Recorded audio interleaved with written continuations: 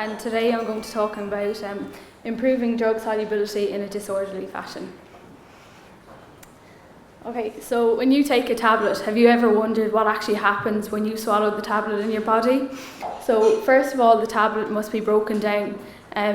So it undergoes a disintegration process where it's broken down into granules and smaller particles before it can dissolve in the small intestines. So for drug absorption, the most important factor is how long it will take the drug to dissolve in the body.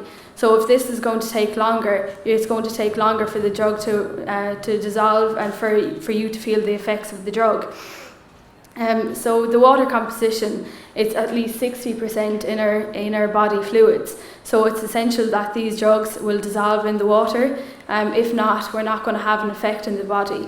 So when you take paracetamol, for example, you want it to start acting as fast as possible. But if it's not going to dissolve in the water, that's not going to happen. So what happens if these drugs don't dissolve in water? So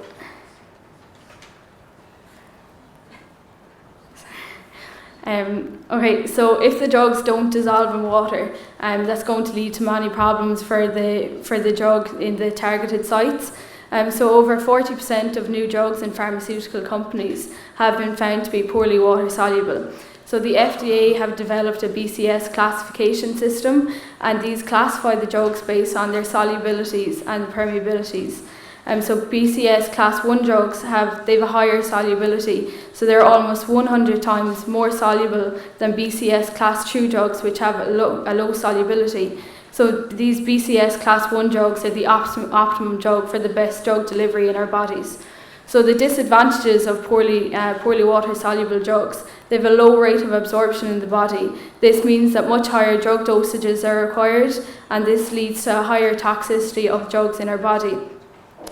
Finally, for the pharmaceutical companies, many of the drugs that they've been developing in pipelines must be ignored, as they have many problems with solubility.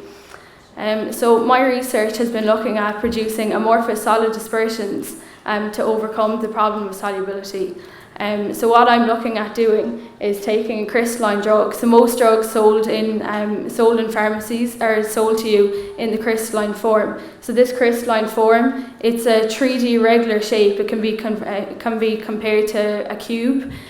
So what I want to do is take the crystalline form, break it up, make a mess, and change it to the amorphous form. So this amorphous form, it's an irregular shape. It has a higher disorder. This leads to higher energy of the molecules in the structure, and this leads to a higher solubility. So by using mechanical forces, I can change the drug from the crystalline to the amorphous phase.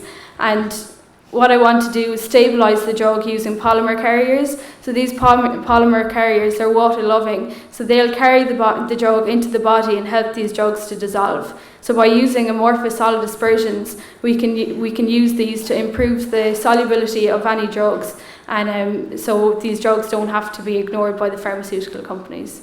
Thank you.